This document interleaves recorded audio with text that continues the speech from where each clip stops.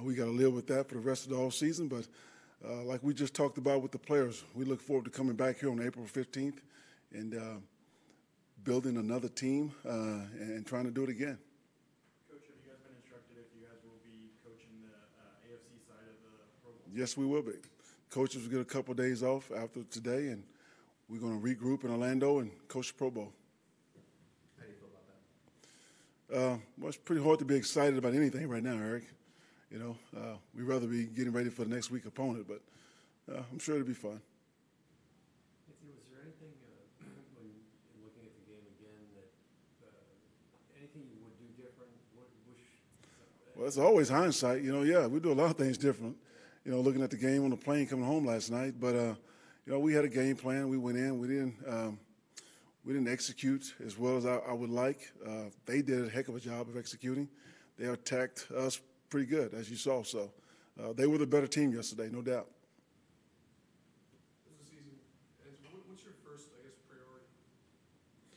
priority? Get away from the game. Rest mentally. It's been a long season for players and coaches. And, coaches, they won't get as much rest as the players. But and then we'll get on to free agency. We'll get on to the draft. And then before you know it, we'll be right back in workouts and OTAs. How long do you let yourself take that break for? About 10 days. That's about all you get these days. Will you watch the rest of the playoffs, or is that hard for you? At some point, we get all those games on video. So throughout the offseason, I will watch the rest of the playoffs, Super Bowl at some point.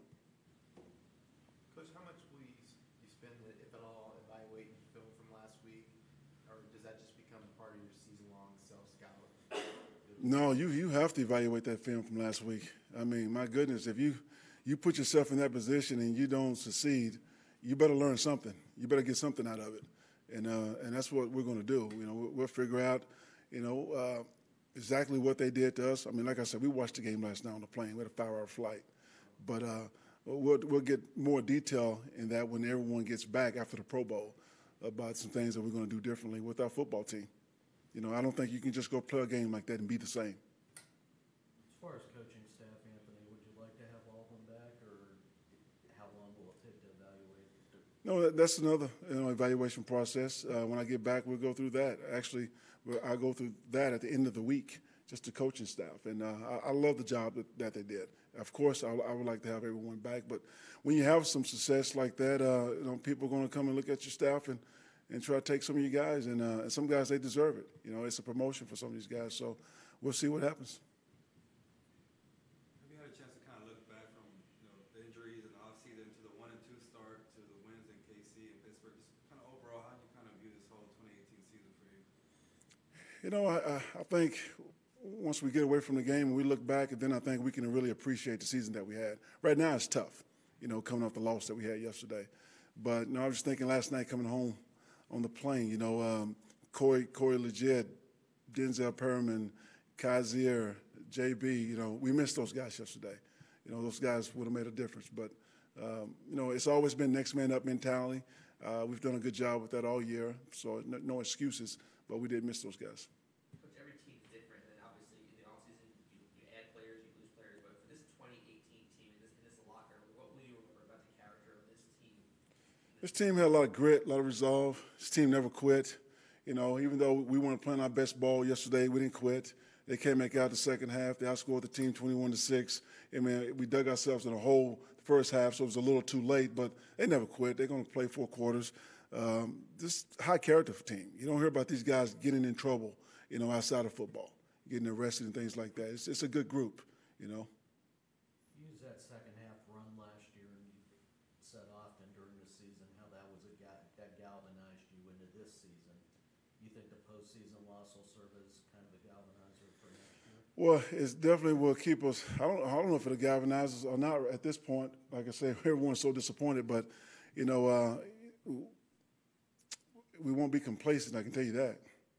We had a good year. We went 12-4, won our first playoff game in a long time. But after that butt kicking yesterday, no one will be complacent. Everyone will be looking for ways to get better. That's probably about the only positive I can take from it. You feel like all the road trips and the miles kind of added up yesterday? You guys did so well on the road, and then yesterday didn't work out the way you guys wanted. Yeah, I mean, we traveled a lot, but, you know, that's no excuses. That's part of it. If you win home field advantage, you don't have to travel. That's why that's so important. You look at the 4 teams that are playing next week, they all had home field advantage. So, you know, you got to get that done when you have an opportunity. I realize it's really close to kind of evaluating, but this team, this locker room or this unit is really special. Despite what happened yesterday, are there any memories that kind of resonate for you throughout the season? You know, it's just, it's just the whole season. You know, the way these guys handle themselves, the way they show up at work, go about their business, the times we were behind, and you just knew we were going to come back. You know, you could see it in their character and how they played. You know, it was just a special group. Just too bad we had to end yesterday. What's your evaluation of how Phillip played this year? I thought Phillip played really good football this year. He was very consistent. I mean, he was playing at the MVP level. And, you know, that's a credit to him, being 37 years old, coming back in the best shape of his life.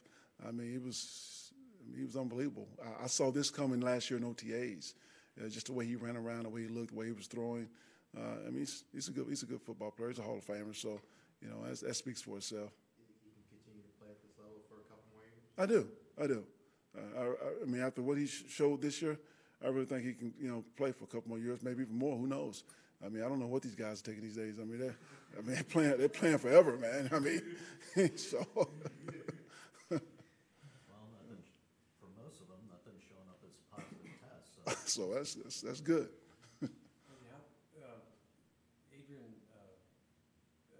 Phillips yesterday, he had that injury.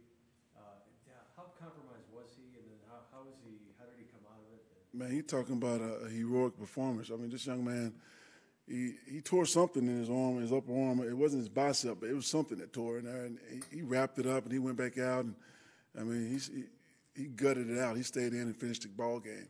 And you could tell he was hurting. He was in pain, but he didn't want to let anyone down. You know, he's a special guy. All right. Thanks, Coach. Okay. Thanks, Coach. All right.